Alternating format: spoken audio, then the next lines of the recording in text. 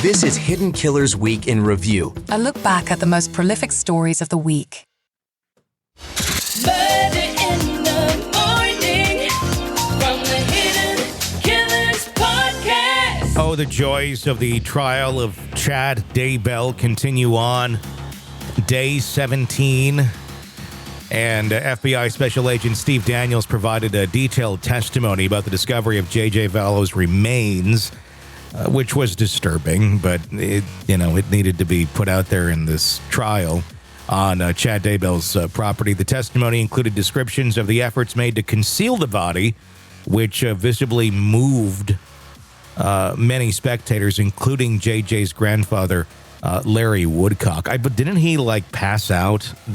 He passed out one of these days, and they had to get some EMS personnel in there because it was, and I don't blame him. I can't imagine hearing. Well, and he wanted his wife to stay home. She wanted to come, and he said, "No, you can't be here for this. You just can't." Those two. I mean, I don't know how they're doing it, but they're doing it. And, the trial unfolded in a packed courtroom. Agent Daniels faced a rigorous cross-examination from the defense attorney, John Pryor. Rigorous might be overstating it. I don't think John Pryor is capable of rigorous. I think John Pryor is capable of meandering and pandering. Yes. Who pressed on specifics of the search operations and the use of forensic tools like luminol. Daniels admitted he needed to review his notes to recall specific details about the searches, acknowledging the vast number of investigations that he had been involved in. The most heart-wrenching part of the testimony came when Daniels described uncovering JJ's remains, which were meticulously wrapped in plastic and duct tape. Let's take a listen. So this picture just shows that the backhoe. What we did was after we had excavated the burial site, we brought in the backhoe to. At this time, we didn't know where Tylee's remains were located, and since JJ's remains were in this location, we just thought we should go deeper in this excavation and go a little bit wider in this area, just in case whoever did this buried Tylee in the same area. It was just logical to us that they might have put her in the same place. So we used the excavator to dig a little deeper and go a little bit wider, just to see if we could find something else that might indicate Tylee. Her remains were around this area, and we didn't find anything else. That's the point. We knew these were human remains, and those remains were J.J. Vallows, Daniels testified, noting how someone had taken the time to carefully cut through tree roots to bury the body. So we have a pretty good idea that that black plastic is wrapping the entire human remains, and then kind of sporadically throughout that burial, you can see the little glimpses of black plastic. So it's looking like the entire remains are wrapped in that. So that's what this picture's showing a good idea of. An agent where you don't have the benefit of the laser pointer is the mouse or the pointer moving over where you're talking about the feet. Correct. Your Honor, this is 170p. And what did you observe here, Agent? This is just continuing that excavation, and now kind of in the middle of the photo, up towards the head, you can start to see there's a bigger piece of duct tape that starts to appear. Chad Daybell's a fucking idiot. Why are you burying someone under tree roots where you have to cut the roots of the... He has all this land. He's got 7 acres or something. And he's choosing to bury directly under a tree with large roots. Have you ever... Oh, wait, I might know the answer to this. He's a dumbass? Maybe he wanted to nourish the tree. Doesn't that sound like something stupid they'd be into? It kind of does. It really sounds like something absolutely insane where we killed our children because we think they're zombies, but now they're going to nourish the tree. I wonder. See? That there are pet cemeteries out in that area.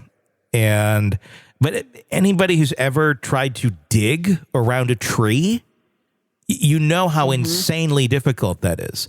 And it's not a great idea to cut into the roots of the tree either once you get to them. It's like, no, there's a reason the roots are there. They're for supporting the tree. They're not meant to be cut up or dug up, you fucking idiot. But Chad was there, and he was a grave digger. That was the thing. So he should know better. But he's got that dumbass look on his face with a shovel. I'm sure, well, I'm going to bury the body. Go get me some of that Lori later. Tasty. Well, I just buried her kids. Fucking piece of shit. I hope he gets the death penalty. I still don't understand. Why didn't she? I don't get it. Because it was a stupid procedural issue that the prosecution didn't get something in on time, and then they took it. I thought it was a stupid reason to take the death penalty off the table to begin with, but that's why. I mean, I hope Chad Daybell gets lit on fire in his cell and burns to death, quite honestly. In an effort to shield the public from more disturbing details, Judge Stephen Boyce decided not to display certain graphic images in the courtroom via live stream. Instead, these images were shown directly to the jurors on their monitors. Ensuring the sensitive nature of the evidence was handled with care, spectators in the courtroom regained their seating in anticipation of the graphic testimony, underscoring the gravity of the evidence being presented. The emotional toll was very palpable as Larry Woodcock, JJ's grandfather, was seen wiping tears from his eyes during the testimony. I can't, God, that's like shit you can't unsee if you're a juror. So I'm glad I do it. I'm never going to be on a jury ever in my life because of what we do. No, trust me, based on what you do for a living, they will boot your ass, because as soon as they looked at what I was doing, and I had only been working for you for a couple of months when I had my jury duty, they looked at what I did, asked me a few questions about true crime podcasting. Okay, you're dismissed. It was like, bye-bye. I'm out of here. Exactly. It's like, I cover these cases, so I'm already biased. Listen to some of my things I've said before about like lighting Chad Daybell on fire in his cell. That should be enough to exclude me from any jury ever again. Yes, Your Honor. And I get it. It's an honor to serve. It's your civic duty. There are those people who feel that way. I don't want to see dead bodies. I don't want to see children. The case that I was going to be sitting on was about child porn. I don't want to see it. No. I'm out of here. No. And, I think it is good that we have jurors that are able to do that and do that. And I think it's an honorable thing to do. And I do not discount that whatsoever. Very honorable to do that. I think in the same way, it's honorable also to expose this shit the way that we do. So different type of capacity, but I think both really play a big part in going after these people and letting the world know just how scary a place it can be. Because my God, look at this guy. He looks like he'd be, selling you State Farm insurance, and in reality, he's in the backyard melting his girlfriend's kids in a fucking Home Depot bucket and wrapping them in saran wrap. Yeah, that's America. Want to listen ad-free? Want advanced access to all of our interviews before anyone else? Become a True Crime Today Premium Plus subscriber on Apple Podcasts. You get every episode commercial-free. So you can binge on true crime until you can binge no more. Search True Crime Today Premium Plus on Apple Podcasts now, or go to our podcast page and sign up now. More of the Hidden Killers podcast next.